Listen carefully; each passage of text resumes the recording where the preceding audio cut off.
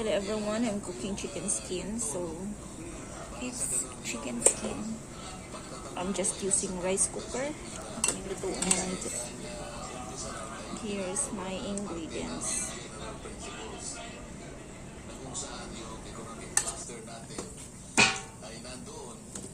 Para sa gano'n silang magbigay linaw kung ano yung magiging epekto ng 6.325 trillion pesos na budget natin sa susunod na taon. So, 2025, tama po. Oo.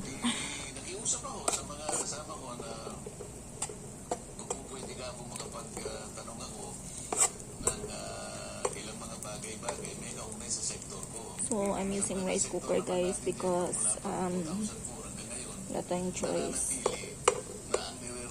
Natin, itong mga kababayan natin nasa panig ng kakapusan.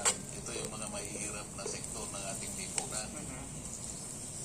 Yung sinasabi nga nila, may patakaran. Ang sinasabi ko, ganito yung gusto ko sanang itanong.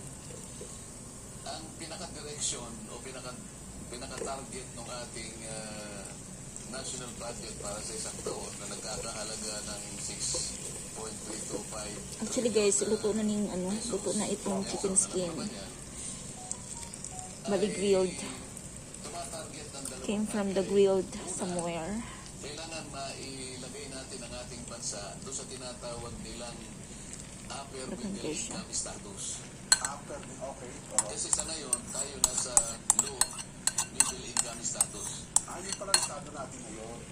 Tingnan mo yung report ng World Bank. Sinabi ko ito kay Secretary Balisacan. Secretary ka ako kung titignan po ninyo yung ulat ng World Bank. Ito lamang July, ito Hulyo. Sinasabi dyan, ang Pilipinas na lamang ang naiwan congressman na nagre-return sa kanila kung wala na talagang mahirap.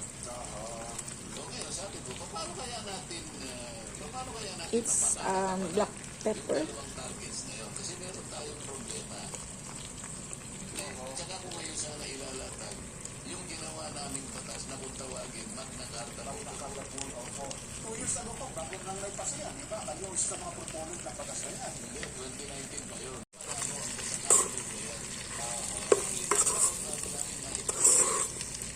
Tama po kayo. 2000 po, opo. Sa program yan po. Naipasa natin namin 2019. It's suka. Karapatan ng darko. Yung karapatan niya sa pagkain. Yung karapatan niya sa sabon. Sa nagalusura. Yung karapatan niya sa disistik na bahay. Yung karapatan niya sa quality na informasyon. At yung karapatan niya sa nakuha. Tama yun. Napaka-ibig na po. Yan yung sabi ko. So, paano kaya natin ma-achieve yung nagawa nila yun in 2 years time? Pero hindi pa na perfect sapagkat Pero guys, alternative lang siya sa soy sauce kasi walang soy sauce dito. So let's try this. hindi kailangan manatiling mahirap yung tao. There should be a point in time na dapat lahat doon mag-graduate. So, hindi naman natin gagawin yung programa ngayon na tuloy-tuloy. At kung itinatadhana na oversight committee sa batas, hindi pa rin nakapagtalaga ng membro ng committee. Let's put chicken flake, chili. So, paano matatapos? Kailangan pasimulan mo yung proyekto para sa ganun, umusad ito. Sa sektor po niya, urban poor. Sapagkat ito po, nangyari na ito. Mamaya na yung mensahe. Ano ba yung gusto mong itanong sa kanila? Sangkot natin ang taong bayan. Yun ang mangyayari ito. Ay, naku. Paano ba natin ito?